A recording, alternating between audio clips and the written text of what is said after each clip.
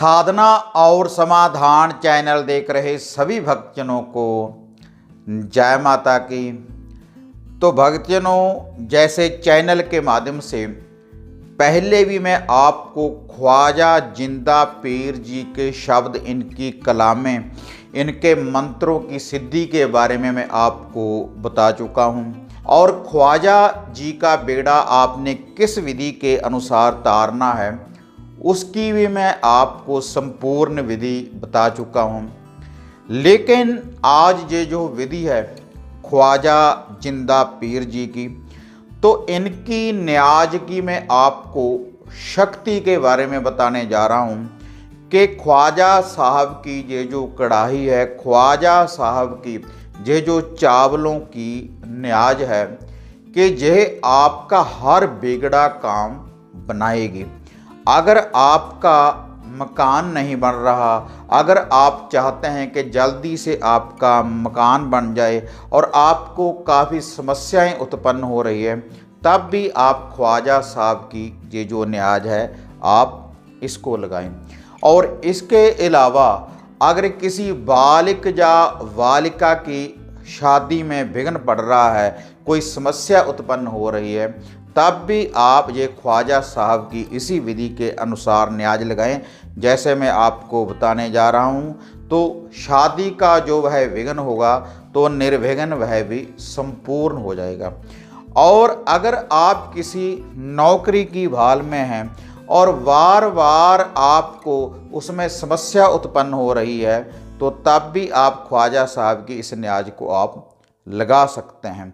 और इसके अलावा अगर कोई भी साधना सिद्धि आप करना चाहते हैं और आपको उस सिद्धि की प्राप्ति नहीं हो रही, तब भी आप इस विधि का प्रयोग कर सकते हैं।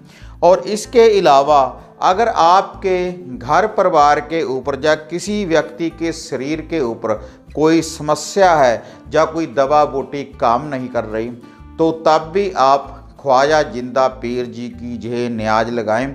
तो जो भी आपकी समस्या होगी, जो भी आपके जीवन में किसी प्रकार का कोई विघ्न होगा, तो निर्विघ्न आपका हर कार्य सिद्ध होगा और आपको अपने जीवन में सफलता ही सफलता मिलेगी।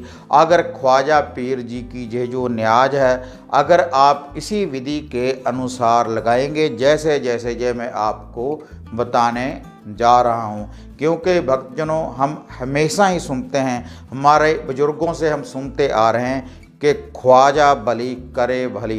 क्योंकि ये जो ख्वाजा जिंदा पीर है बहुत बड़ी शक्ति है।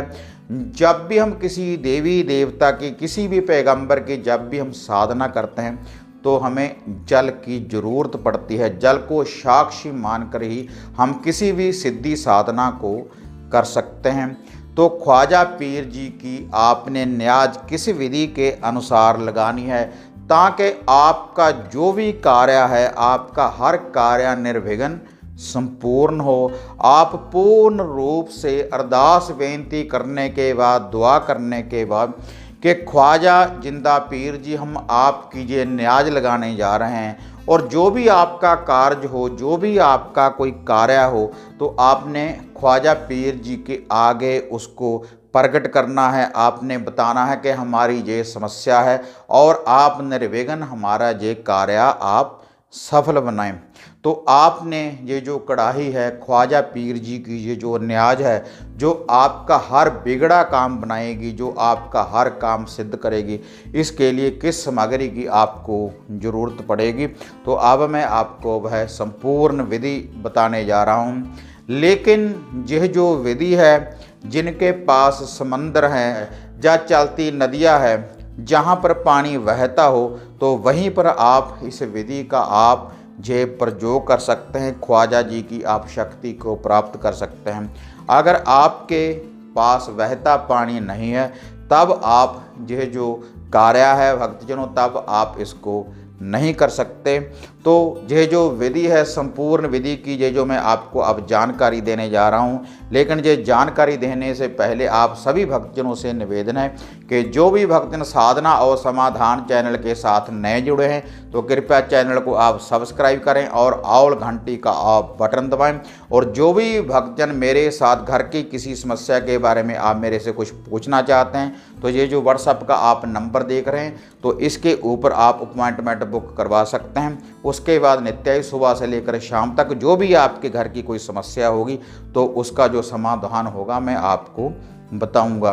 तो इसके लिए भक्तजनों आपने रविवार वाले दिन 4 बजे के बाद 4 PM के बाद आपने 1.25 किलो चावलों की आपने न्याज बनानी है।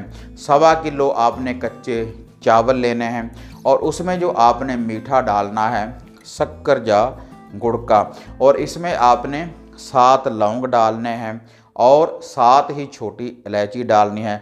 उसके बाद इसमें आपने देसी घी डालना है और उसके बाद आपने इसको बॉईल कर लेना है, पानी में आपने इसको बॉईल कर लेना है।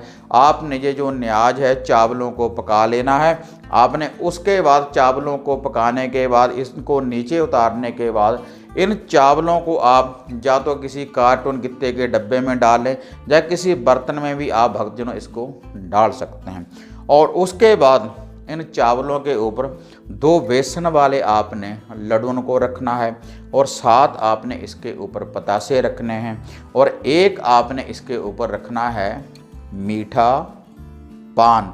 और इसके बाद आपने थोड़ी सी आटे की गोली आपने तैयार करनी है। आपने आटे की ये जो गोली है आपने इसमें थोड़ा सा मीठा डाल लेना है। गेहूं का आप आटा ले लें, उसमें थोड़ा सा आप मीठा मिला लें और थोड़ा सा देसी घी आप इसमें डाल लें। उसके बाद छोटी छोटी सी गोलियां आपने इसकी तैयार कर लेनी है। ख्वाजा जिंदा पीर की ये जो सवारी है मछली की उसके लिए तो इसी न्याज के ऊपर आपने उसको भी आपने डाल देना है। और इसके साथ आपने 4 लेनी है अगरबत्ती।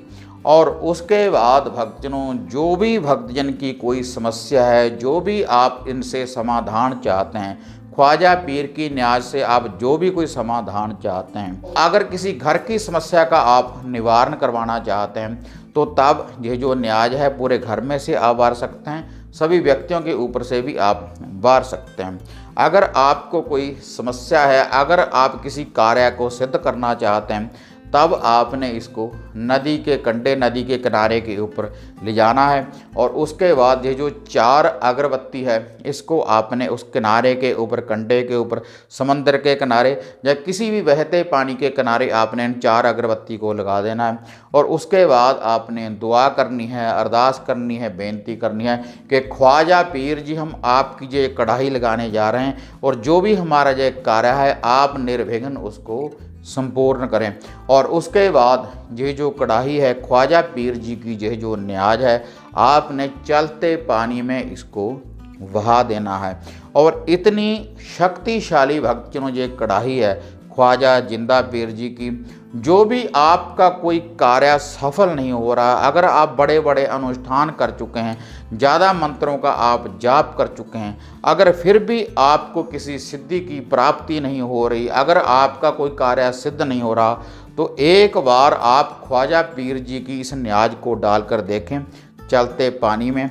तो जैसे ये पानी चलेगा वैसे ही आपका हर कार्य भी सिद्ध होगा, आपको सफलता ही सफलता मिलेगी। आप एक बार इस विधि का ये उपाय कर कर देखें तो ख्वाजा पीर की जो शक्ति है आप अपनी आँखों से देखेंगे।